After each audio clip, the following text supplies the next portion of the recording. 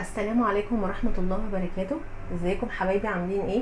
ان شاء الله كده تكونوا دايما معانا بخير وبصحة وسلام. النهاردة ان شاء الله جايه لكم بوصفة جديدة خفيفة ولذيذة ومكوناتها بسيطة وسهلة. النهاردة ان شاء الله هنعمل لحمة بالبصلة او كباب الحلة بنص كيلو لحمة وبس. هتعملي وليمة. يلا كده معايا، هنسمي الله ونصلي على سيدنا محمد عليه افضل الصلاة والسلام ونقول المقادير بتاعتنا.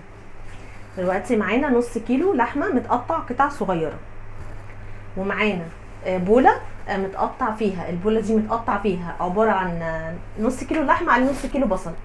نص كيلو بصل متقطع شرايح جوليان، وقطعتين من الطماطم متقطعين قطع صغيره، وقرنين فلفل كوبي اخضر متقطع قطع صغيره. عايزه تحطي فلفل حامي مفيش مشكله حسب الرغبه، بس انا حاطه قرنين فلفل كوبي وحبيتين طماطم متقطعين قطع صغيره. وزي ما قلت لك نص كيلو لحمه عليه نص كيلو بصل.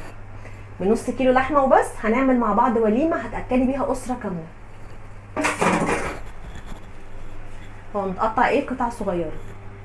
دلوقتي كده هنسمي الله حبايبي بقى وهنكمل بقيه المقادير. ومعانا البهارات بتاعتنا، معانا ايه؟ عباره عن ايه؟ معلقه فلفل اسمر، معلقه كزبره، معلقه توم باودر، معلقه بهارات لحمه، معلقه ملح. تمام. ومعانا معلقتين سمنه، معلقتين سمنه، ومعانا ما يعادل كده معلقتين خل صغيرين. تمام. ومعانا كوبايه ميه. دلوقتي كده هنسمي الله ونبدا. احنا كده دلوقتي حطينا نص كيلو بصل، عليه حبيتين طماطم متقطعين قطع صغيره، عليه حبيتين فلفل كوبي متقطعين قطع صغيره. هنحط عليهم ايه؟ معلقتين الخل دول. هننزل كده بمعلقتين الخل. تمام. وبعد كده هنبدا ننزل بكل البهارات بتاعتنا اللي معانا هنا اهو. زي ما اتفقنا هننزل بيهم كلهم كده على الخلطه بتاعتنا الحلوه الجميله دي. الخلطه بقى دي تحفه، دي اللي هتديكي بقى الطعم والتيست وهتخلي معاكي الدنيا ايه جميله. هتبداي بقى كده تاخدي كده تخلطي بقى كل المكونات بتاعتك دي، تبداي بقى كده تمزجيها كده عشان كل بقى الخلطه بتاعتك تبدا تنزل السوائل بتاعتها. تمام. وتديكي بقى احلى طعم واحلى ريحه وبتدي تيست جميل، وبتخلي كده اللحمه جوسي وجميله ودايبه دوب. بتخلي اللحمه بتاعتك زي اللوز ودايبه دوب. بصي كده بدأنا كده نمزج كل المكونات عشان ايه؟ تبدأ الميه بتاعت الخضار مع البصل مع البهارات كله كده ياخد من طعم بعضه. بصي كده وصفه سهله جميله وريحتها تحفه اصلا. بصي الخلطه اللي انا عاملاها دي من قبل كده ما تتحط من على النار ولا حتى تستوي، ريحتها قلب الدنيا. يلا كده هنسمي الله ونبدا نشغل مع بعض البوتاجاز.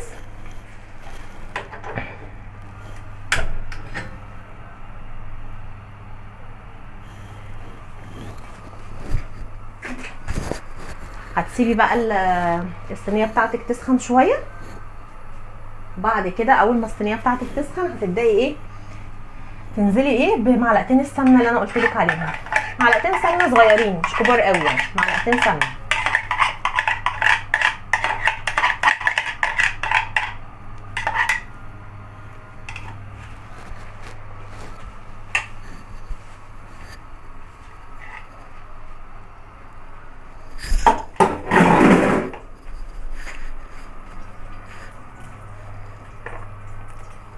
اول بقى بصي السمنه بقى بتاعتنا كده بدات تسخن، هتبداي بقى ايه؟ تنزلي بقطع اللحمه بتاعتك.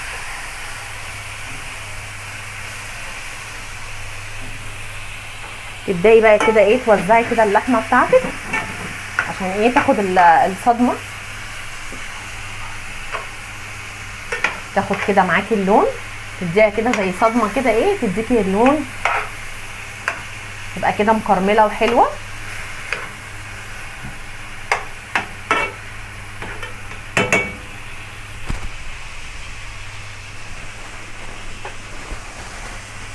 بصي كده بقى تسيبيها تاخد لون، واول ما تبدا تاخد لون من تحت تبداي تقلبي اللحمه على الوش التاني عشان تتاكدي انها خدت لون من تحت ومن فوق. تبقى اللحمه بتاعتك كده لونها حلو، تحتفظ بالسوائل بتاعتها، تبقى معاكي جوسي كده وطريه وتديكي طعم وتيست حلو قوي. بصوا كده بدات تاخد معانا لون من تحت. هتبداي ايه؟ تقلبي كده على الوش التاني، تقلبي قطع اللحمه بتاعتك على الوش التاني عشان ايه؟ تاخد لون كده من فوق وتاخد لون من تحت، تبقى لحمتنا كده مستويه وجوسي طريه. تاكلي بقى احلى لحمه بالبصله، كباب حله، زي ما تسميها، احلى لحمه بالبصل هتاكليها، اللحمه بصوص البصل المتكرمل.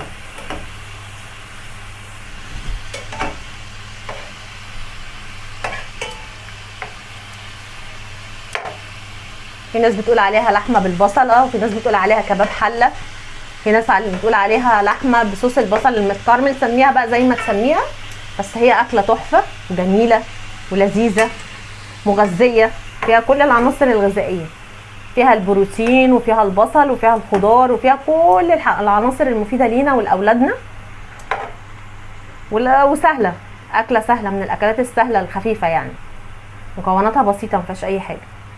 بس كده بتبداي كده قلبنا كده على الوش التاني كده عشان تتاكدي ان كل اللحمه بتاعتك اخدت لون من فوق واخدت لون كمان من تحت.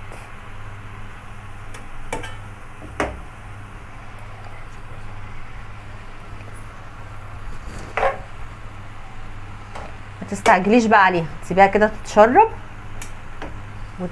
وتستوي معاكي.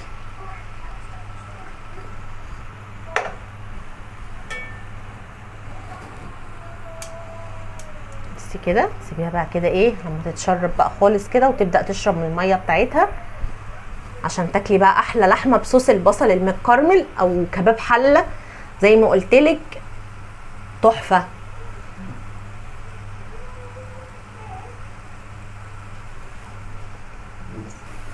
بصوا كده بقى حبايبي، اللحمه بتاعتنا خدت لون من تحت وخدت لون من فوق.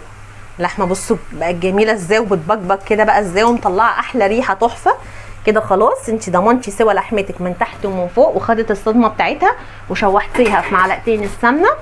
تمام، هتبداي بقى تنزلي بالخلطه بقى الجميله التحفه اللي احنا عاملينها. هنبدا كده نسمي الله وننزل بقى بالخلطه بتاعتنا اللي ريحتها اصلا قلبة الدنيا من قبل اصلا ما تستوي ولا تتحط على اللحمه. هنسمي الله كده وننزل بقى بالخلطه بقى بتاعتنا اللي هي بقى فيها بهاراتنا وفيها البصل بتاعنا وفيها الطماطم والفلفل وفيها كل بقى الحاجات اللي انا قلت لك عليها في اول الفيديو معايا. برده انا هكتب لك الطريقه في المكونات كلها، هنكتبها مع بعض في صندوق الوصف علشان لو حابه تخشي تشوفيها يعني وكده. لو حد نسى حاجه في الطريقه او في المكونات يخش كده ان شاء الله هيلاقيها مكتوبه في صندوق الوصف. تبداي بقى كده حبيبتي تقلبي بقى الخضار بتاعك بقى في البصل في قطع اللحمه. بصي بقى الجمال، بصي بقى شكلها، بصي من نص كيلو لحمه عملنا وليمه بقى هتاكلي اسرتك وولادك كده كلها.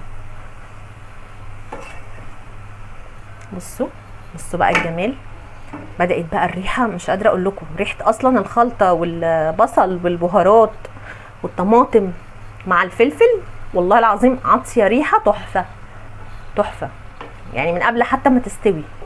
كل بقى ده هيبدا ينزل ميته، تبداي بقى تخلطي كده. خلاص احنا خلطنا كل حاجه في قلب بعضيها اهو. هتبداي بقى تهدي النار، تخلي النار بتاعتك وسط. تمام، وهتبداي بقى تغطي الصينيه بتاعتك. هتبداي بقى تغطي الصينيه بتاعتك كده اهو وتهدي النار عليها علشان البصل يبدا ينزل ميته والطماطم والخضار اللي احنا حطيناه يبدا ينزل ميته ويبدا يساعد اللحمه على السوا. هتسيبيه كده لمده مثلا من 5 ل 10 دقايق على نار واطيه كده هاديه وسط، واول ما يبدا ينزل ميته وتغطي عليه هنبدا بقى ننزل بالميه. دلوقتي احنا هنسيبها كده 10 دقايق على نار وسط عشان نيجي مع بعض نحط بقى الميه عليه. بصوا كده حبايبي بقى بعد ما نزلنا البصل والخضار بتاعنا على اللحمه بتاعتنا وسيبناه كده لمده 10 دقايق كده، لما نزل ميته هنبدا كده وغطيناه. اهم حاجه ان انت تغطي.